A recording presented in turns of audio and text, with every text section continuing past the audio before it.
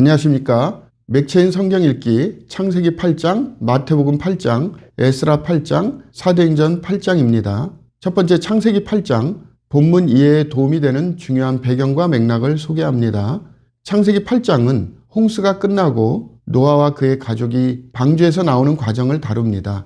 하나님이 노아와 방주 안에 있는 생물을 기억하사라는 말씀은 하나님의 신실하심과 은혜를 나타냅니다. 물이 줄어들고 노아는 까마귀와 비둘기를 내보내 땅이 마른 것을 확인합니다. 이후 노아는 방주에서 나와 제단을 쌓고 하나님께 번제를 드리며 하나님은 다시는 모든 생물을 멸하지 아니하리라는 약속과 함께 구원의 언약을 확증하십니다.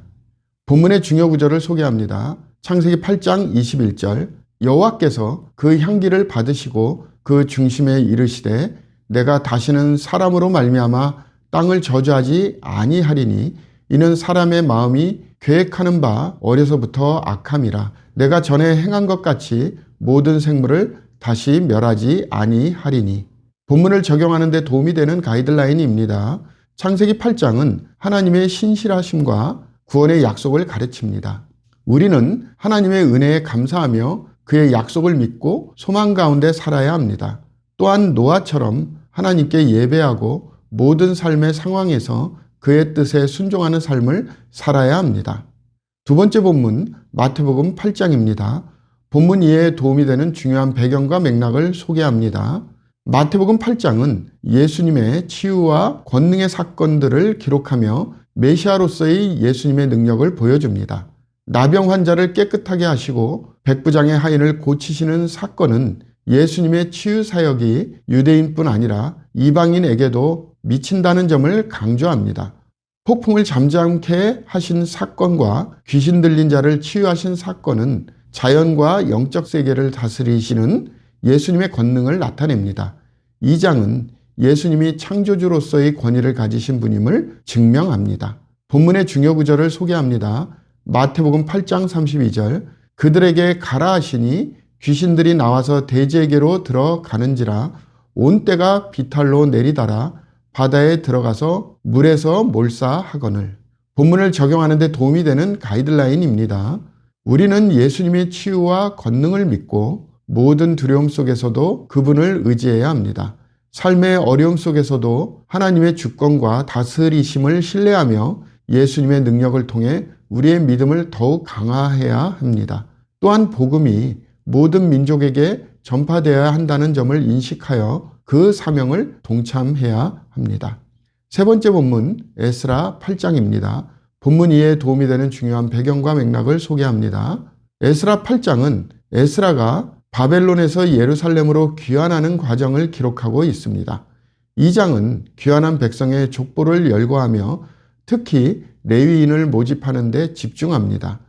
에스라는 여행 중 하나님의 인도하심을 구하기 위해 금식과 기도를 시행하며 성전의 기명과 예물을 안전히 운반하도록 지정한 사람들에게 맡깁니다.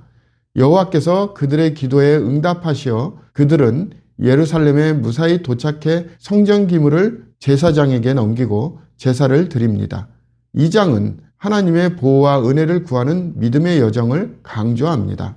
본문의 중요 구절을 소개합니다. 에스라 8장 22절 이는 우리가 전에 왕에게 아뢰기를 우리 하나님의 손은 자기를 찾는 모든 자에게 선을 베푸시고 자기를 배반하는 모든 자들에게는 권능과 진노를 내리신다 하였으므로 길에서 적군을 막고 우리를 도울 보병과 마병을 왕에게 구하기를 부끄러워하였음이라. 본문을 적용하는 데 도움이 되는 가이드라인입니다. 에스라 8장은 하나님의 인도와 보호를 구하며 믿음으로 순종하는 삶의 중요성을 가르칩니다. 오늘날 우리는 중요한 결정을 앞두고 에스라처럼 기도와 금식으로 하나님의 뜻을 구해야 합니다. 또한 하나님께서 우리의 여정을 인도하시고 우리의 삶을 안전히 지키시는 분임을 신뢰해야 합니다. 공동체 안에서 서로 협력하고 책임을 다하며 하나님께 예배와 감사를 드리는 삶을 살아야 합니다.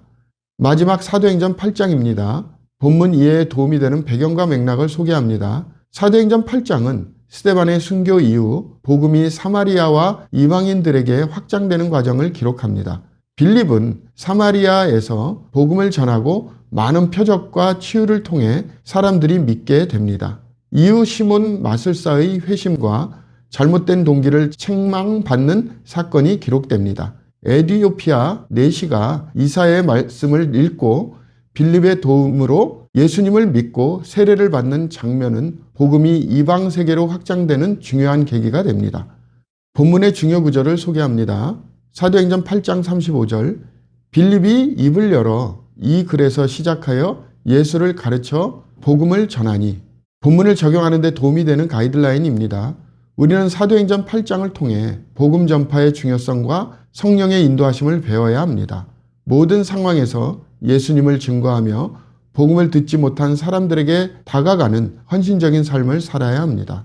또한 빌립처럼 성경을 통해 예수님을 전하는 방법을 배우고 우리의 삶 속에서 성령의 인도하심에 민감해야 합니다. 감사합니다.